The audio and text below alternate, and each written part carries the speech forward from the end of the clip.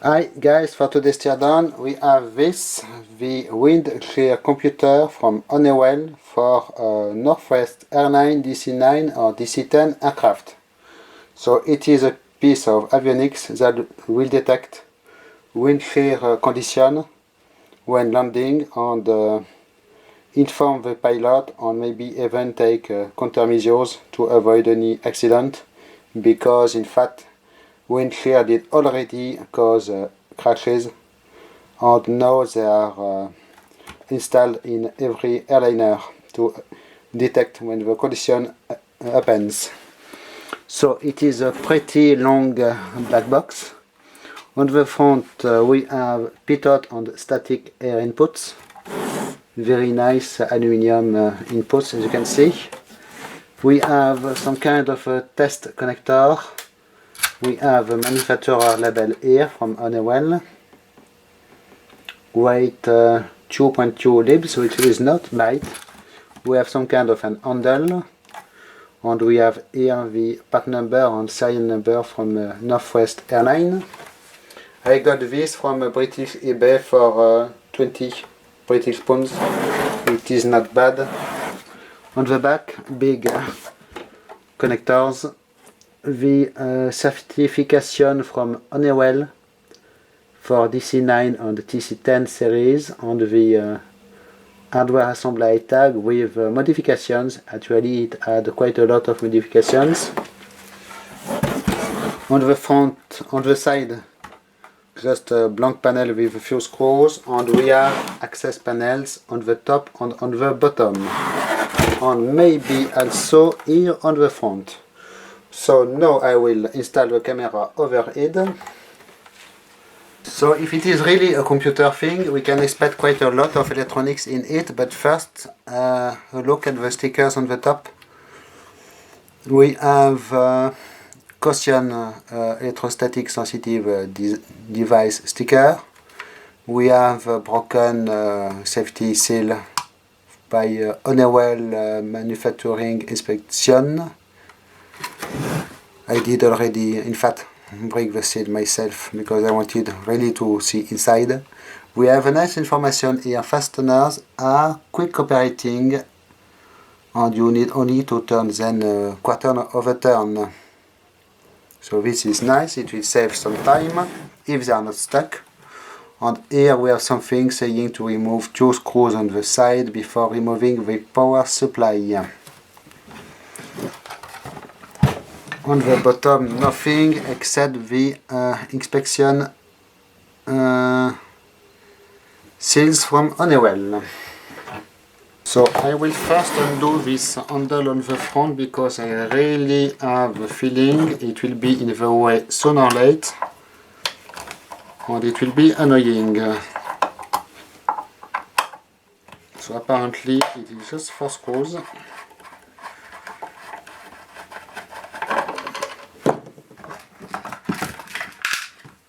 Let's undo it real quick. I did already work loose all the screws because with aircraft stuff you never know.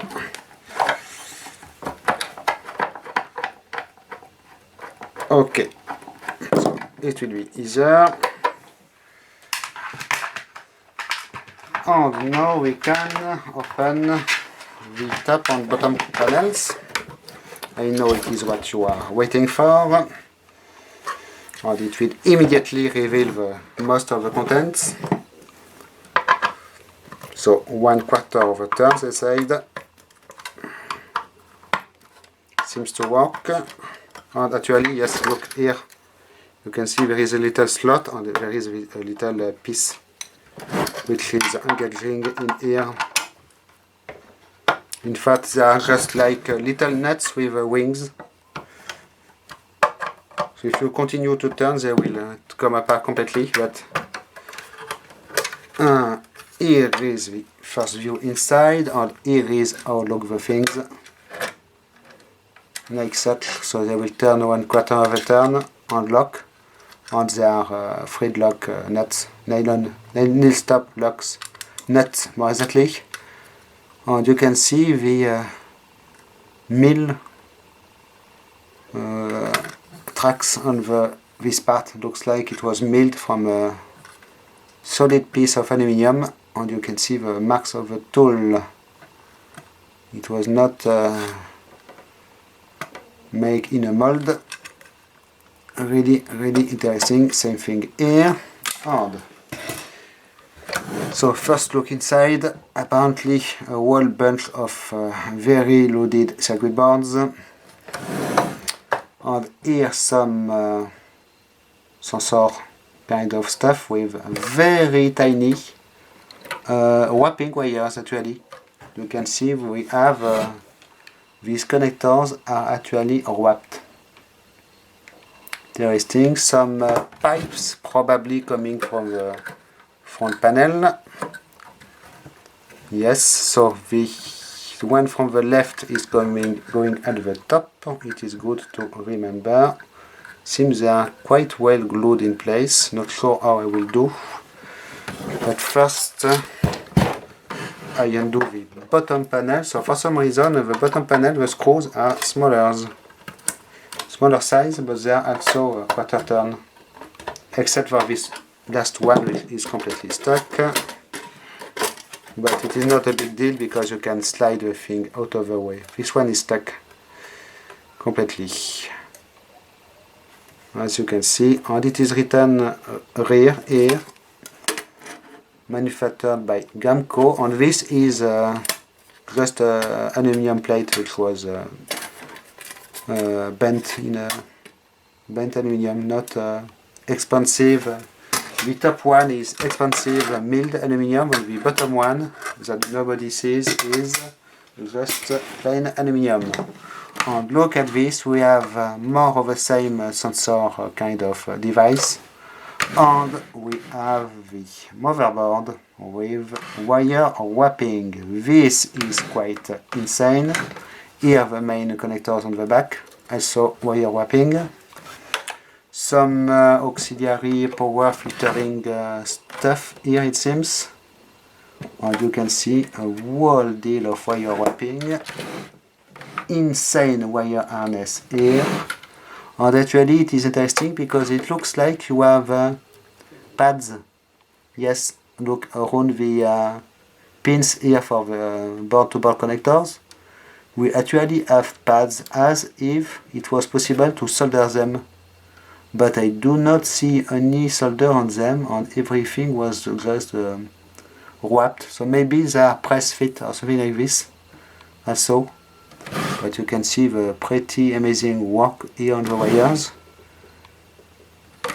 And also we even have shielded wrapping wire. I believe it is the first time ever I see it.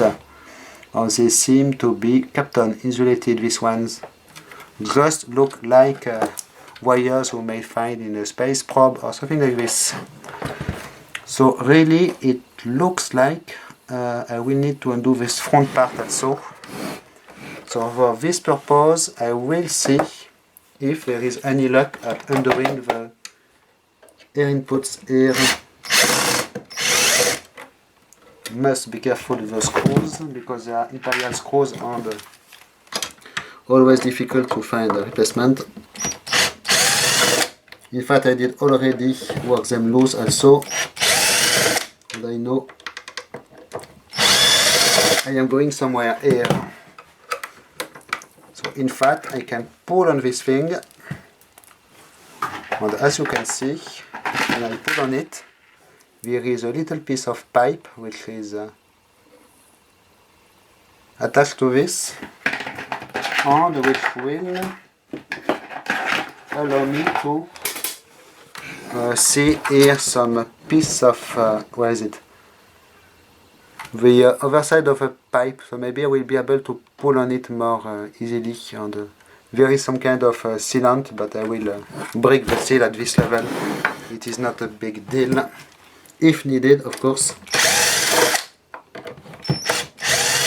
So let me undo the other one.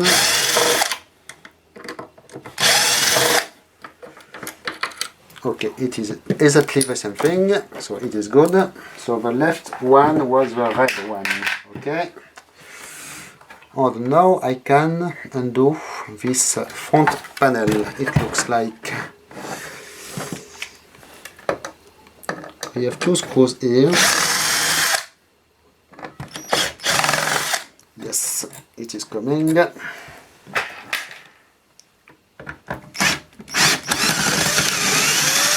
These ones are a little bit weird because they are extra long. Let me do the last one. Okay, we are going somewhere. It is good. So, this is coming off, it seems, but it looks like it should be better to undo also the panel with the connector here. Just for good measure.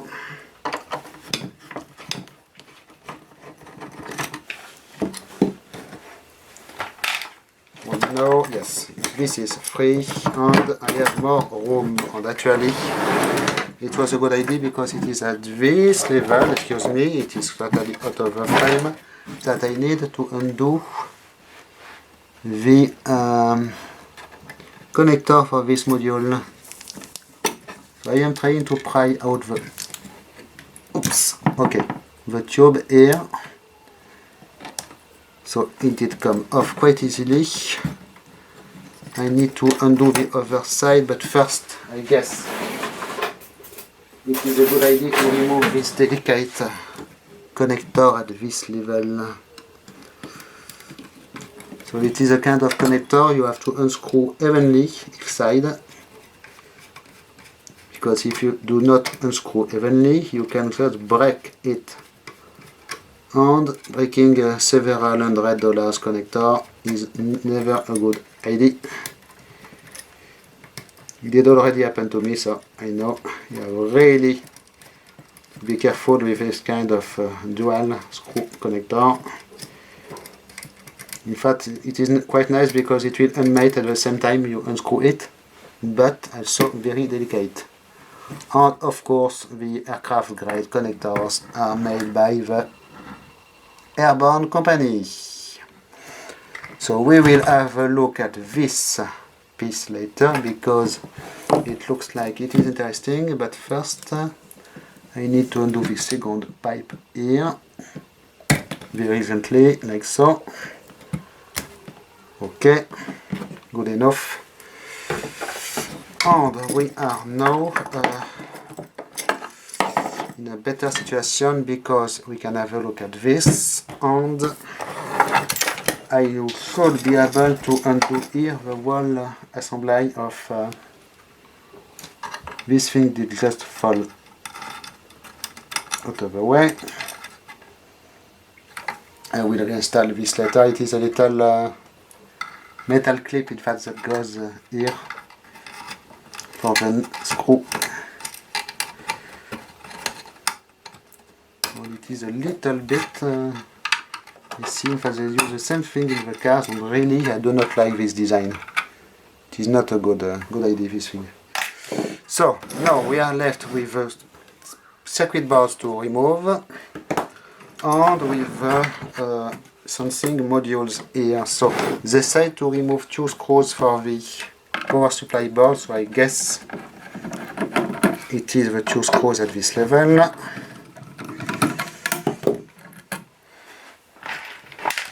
And now we should be able to pull out the boards with pull tabs. Yes, not too difficult for this one. So we will have a look at them later. They are very crowded and very heavy boards. Yes, not too bad actually. So are they labeled? Yes, number A4, so they are labeled. I do not need to save exactly their position in my mind. Next one.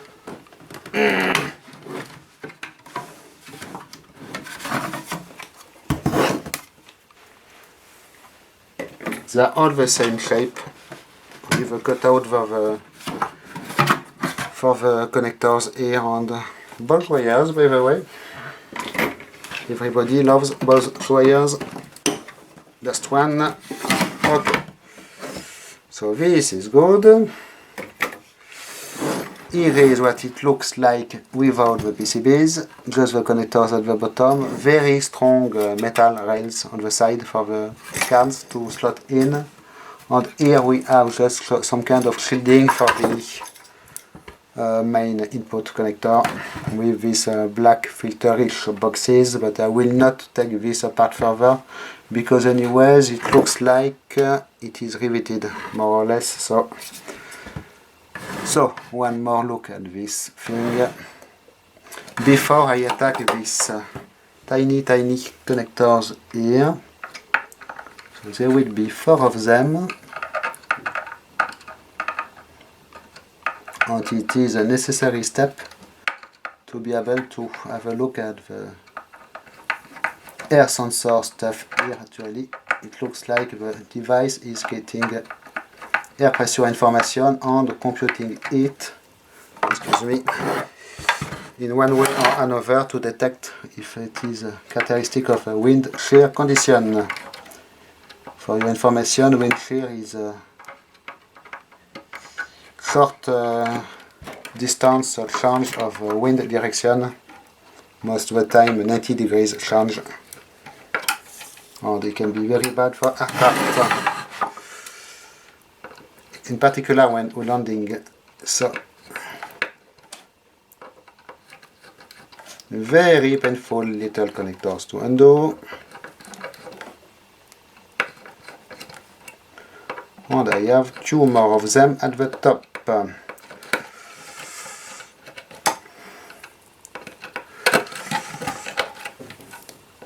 Excuse me, I know it is boring to see screws being undone.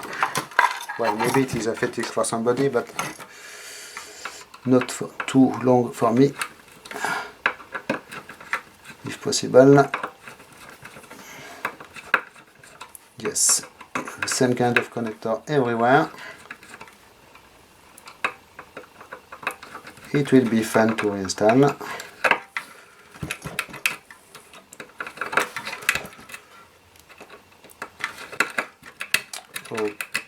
Okay, one left.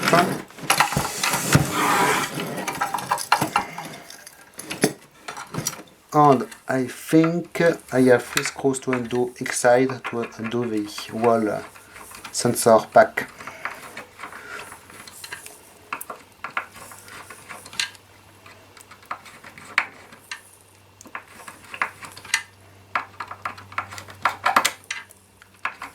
And then we will be able to have a look at the stuff. So this is a danger with wrap pin connectors. You can see the pins are really long and you can bend them quite easily. Okay, it looks like it is good, and just 3 screws to undo each side will allow to undo the wall sensor pack. And luckily enough, they are really easy to undo.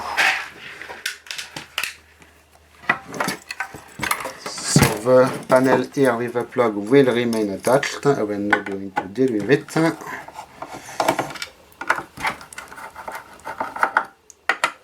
Okay, but I am not sure in which direction it will come out. So let's see. Maybe actually we have 2 times the same thing.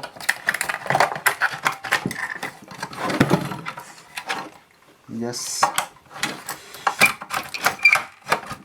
Oh yes, okay, so, excuse me, I have to undo this, then it is out of the way, and here we are. So, one of them is out,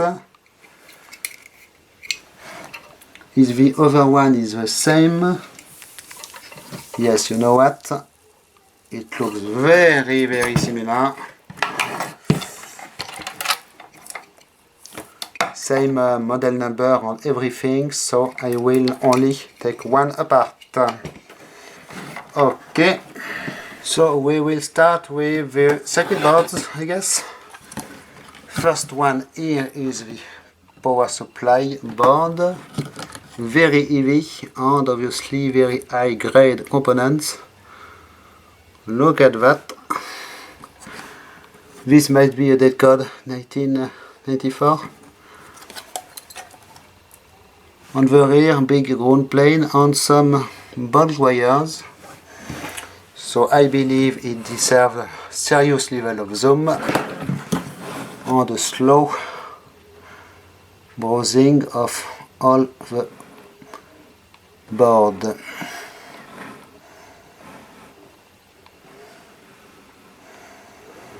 So on this side not much, but the other side, a big bank of capacitors here. Here there's probably toroidal transformers, but bolted together with this plate as a heat sink. It is quite interesting. Look here, the leg of the connectors, like they are not aligned, but it is on purpose actually. And we have actually 3 rows of pins. More capacitors and more of the same stuff, in particular these black cylinders, which must be inductors or transformers. I do not see a lot of bronze.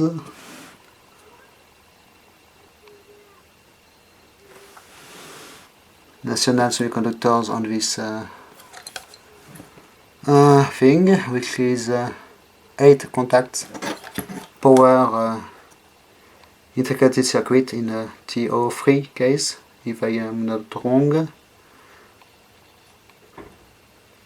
Probably power op amp or power voltage regulator, something like this. Big glass diodes here.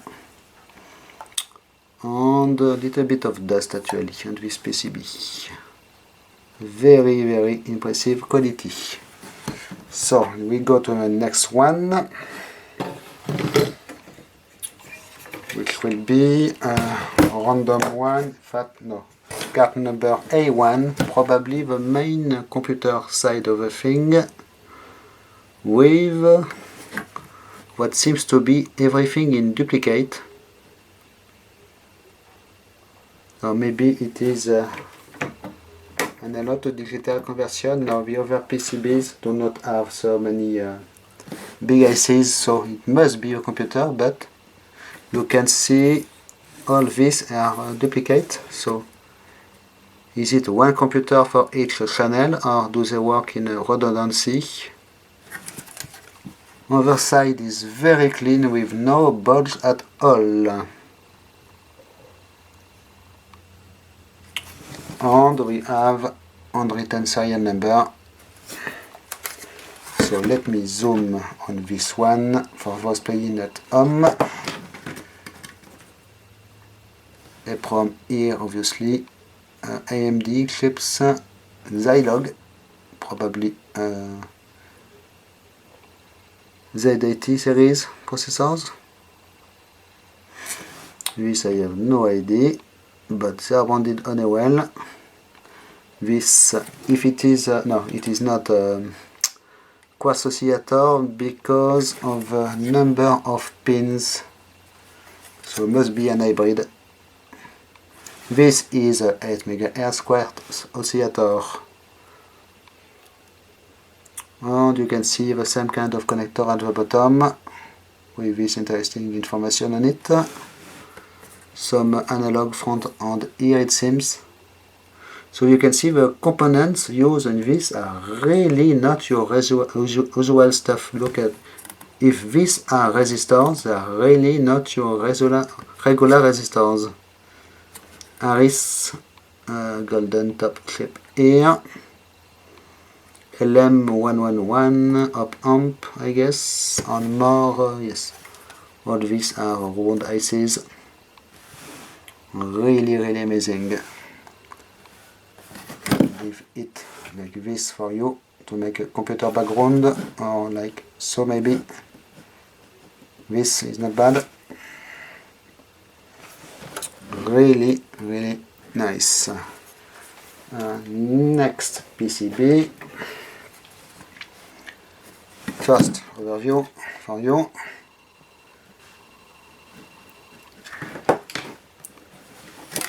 Backside have few bulk wires, but they are really well made, and they are epoxide and dipped in the coating of the board apparently. And here you can see they are going through holes in the PCB.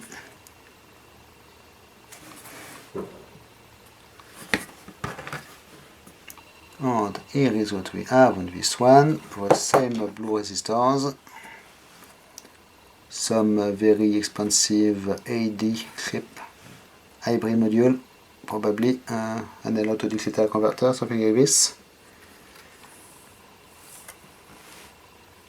Analog device AD something here also, Aris chips, and a lot of stuff, really. 32 MHz oscillator by Q-Tech. Some test connector on the top, it seems. They all have one. Here sideways mounted capacitor. Really amazing stuff. Look at this. Isn't it beautiful? Next board. Looks like so. Some more analog stuff maybe here, it looks like.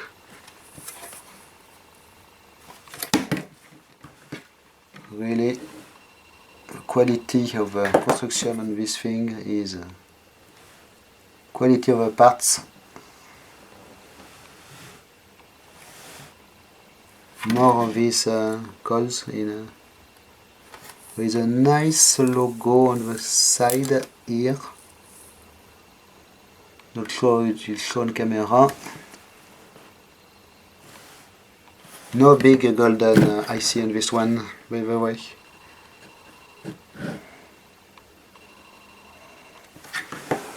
And the last one is a little bit more or less the same flavor, except we have an army of metal can transistors here in the corner.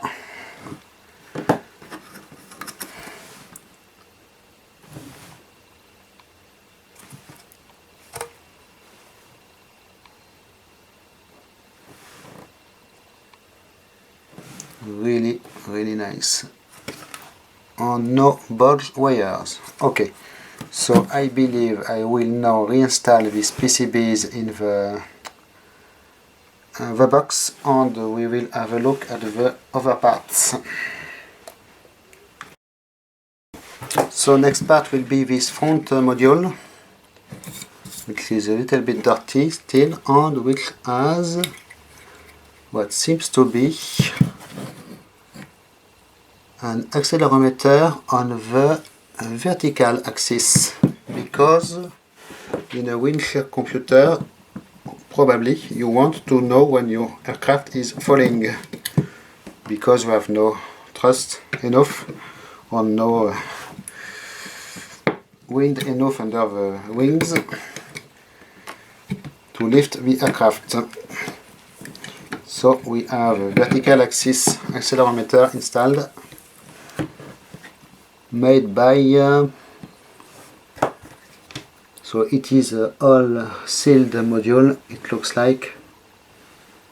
Yes, made by Lucas Schwitz company. We have this other thing here which is completely not identified, but it must be quite expensive and fancy, because it has its own serial number, and I do not know even how it is attached. Maybe we have a set screw in this hole quite well. Maybe it is an air pressure sensor, something like this. Here is the PCB attached to this front end, maybe for the accelerometer, with the airborne connector. Very long 90 microfarad caps here. So I will just check what I have if I undo the two screws here.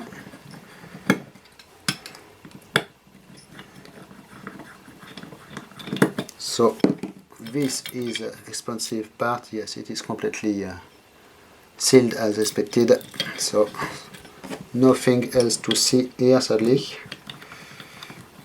But a little accelerometer like this really must not be very affordable, I guess. Really little box of 3 centimeters of side, something like this. Okay, and we have a little front end PCB here. All this is machined aluminum also. As you can see, pretty thick, pretty nice construction. Okay, I will put this back together and we will go to the last part actually, which is the main sensor thing. So on here we have 2 PCBs, and it is interesting because this one seems it is not connected to anything in this module. It is a standalone PCB and there is just 2 chips on it, it looks like, and a few resistors. Nothing very complicated, but it is yes, it is completely separate of whatever is in here. This is quite weird. This one at the opposite has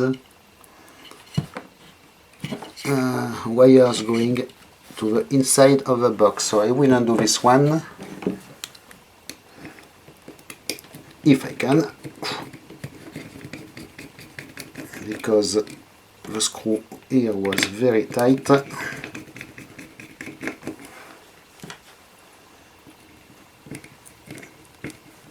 Yes. So as you can see, this part is mounted on this little plate to attach it to the case of the device. Serial number on the PCB, and oh, it was worth it because here we have one hybrid circuit. And it is attached here on the side to this post, and we are going then inside of here, which must be the main sensitive device. Pressure change sensor or something like this, pressure sensor I guess. Very tiny washers under the thing. So let me undo the first screws and I will try to see if it is possible to slide out the device inside this. There is obviously some kind of seal, the orange thing you see here.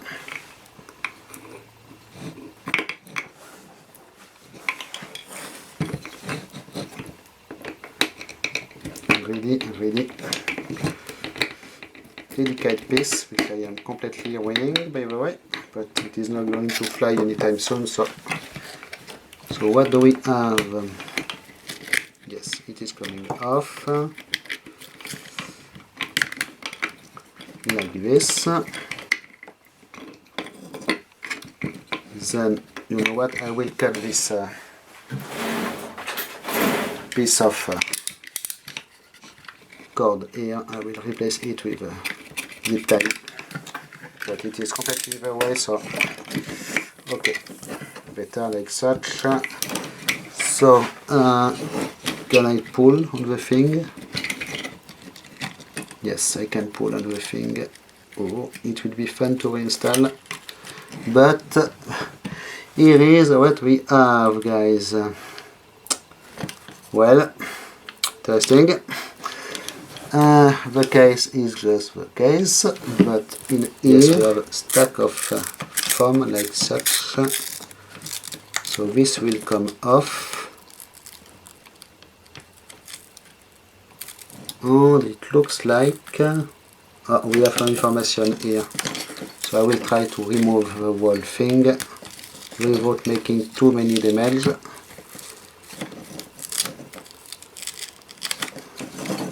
It is really interesting. Okay, not too bad actually. Honeywell ENC.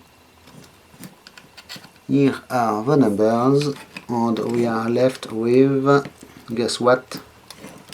A completely sealed unit, which seems to be made out of copper. Yes, it is laser welded at this point, so no luck here. Will not be able to know what there is inside. Probably some kind of flavor pressure sensor. We have 6 or maybe 8 wires coming out of it. Okay, so it will conclude this teardown. Very interesting device here, very mysterious and probably ungodly expensive, as you can guess. When you see this kind of quality, really it is not cheap. Okay, I will leave you with a view of a nice hybrid on the PCB, and I will put this back together and start to edit the video. So thanks for watching, and stay tuned for more stuff, of course. Bye bye.